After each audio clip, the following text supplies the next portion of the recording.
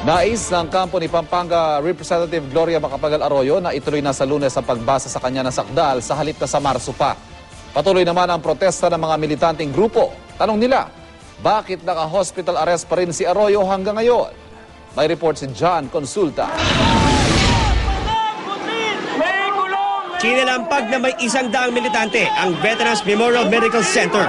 Bit-bit ang placards. Iginit nilang dapat nang itigil ang umano'y special treatment kay dating Pangulong Gloria Arroyo at ilipat siya sa kulungan tulad ng isang ordinaryong akusado. Pero mukhang mananatili pa muna sa VMMC ang kongresista.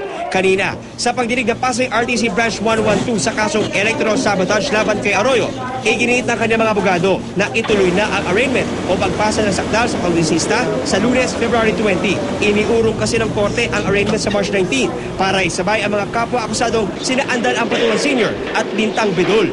Ayon sa abogado ni Arroyo, matagal nang handa si Ginang Arroyo para sa naturang arraignment. Nilinaw din ito na hindi iniiwasan ng dating Pangulo na makita o makasabay ang dating kaalyadong si dating Maguindanao Governor Andan Ampatuan Sr. Mas magiging madali rin daw sa PNP kung sa Lunes ang arraignment ni Arroyo.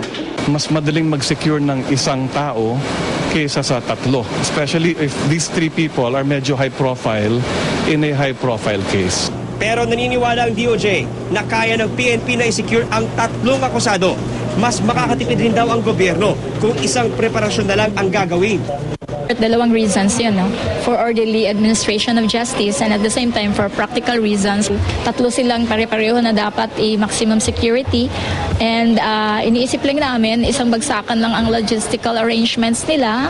Pagkatapos ng ilang minutong deliberasyon, nagsagawa ng isang closed-door meeting si Judge Jesus Mupas kasama ang mga miyembro ng depensa, prosekusyon at opisyal ng PNP para pag-usapan ang mga detalye ng arraignment. Sa huli, sabi ng korte, magpapalabas na lang sila ng resolusyon tungkol sa magiging pinal na petsa ng arraignment ng dating Pangulo. John Consulta, GMA News.